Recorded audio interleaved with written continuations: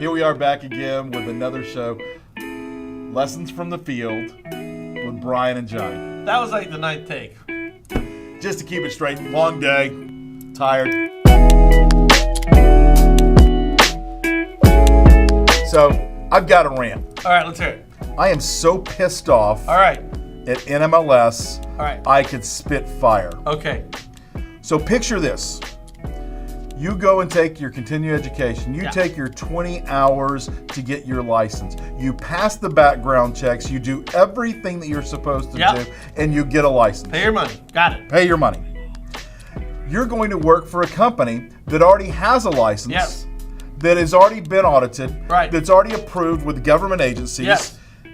and they have to get a license. Yep. Why in the Heck. does it take 3 weeks to get a bureaucratic office to assign a license to a space that they never go out and see anyway?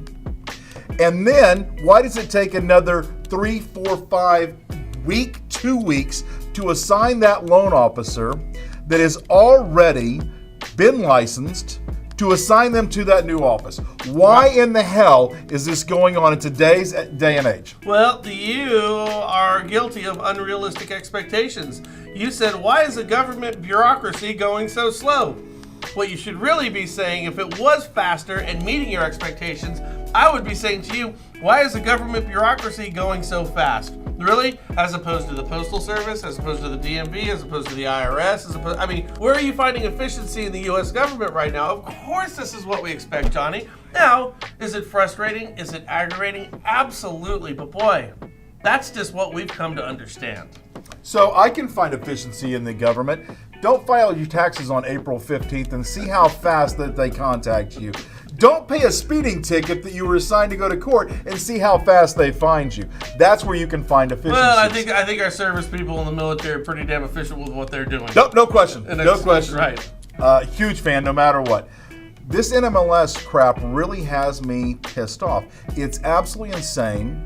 There's no reason why anybody in a free world, free society, should have to wait any extended period of time on a government agency that takes so long to transfer a license when I'm the one doing the work anyway, filling out my own MU3 and MU4. Well, it's good to know that the person on the receiving end of that is making $70,000 a year with full benefits. But let's look at this in a broader range. And this is something I've been harping on for the past 9 or 10 years, since the passage of Dodd-Frank and what we have with the Consumer Financial Protection Bureau. And I don't want to belabor the points that we already know. But here's one of the problems I have with everything that takes place, and this is what we see in our government. All the changes that have been made, including NMLS, and including our QM loans and Safe Harbor and TRID, everything, GFE 2010, all of the things that have been put in place to help the consumer costs the consumer more money and takes more time.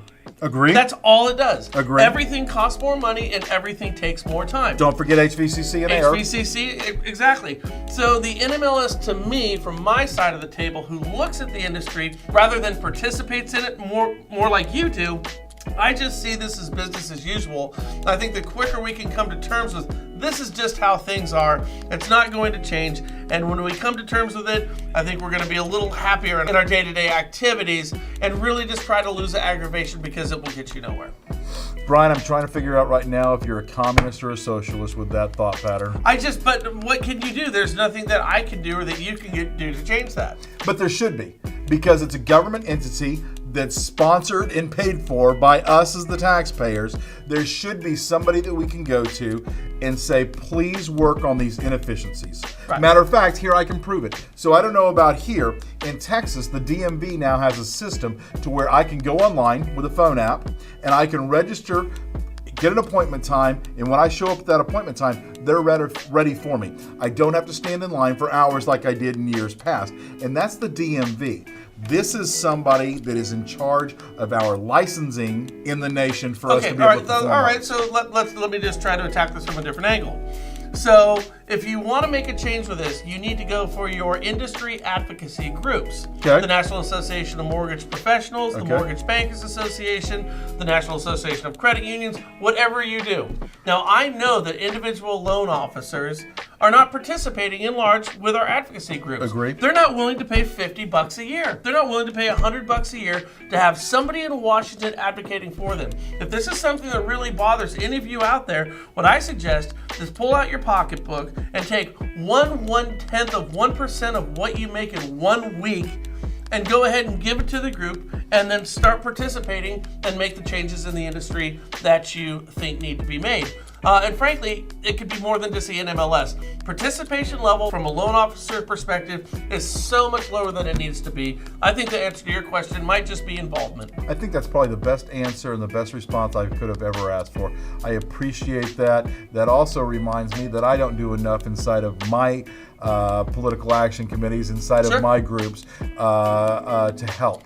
Sure. So I came with a problem, had no solution. You gave me a solution. I appreciate it. Thank you.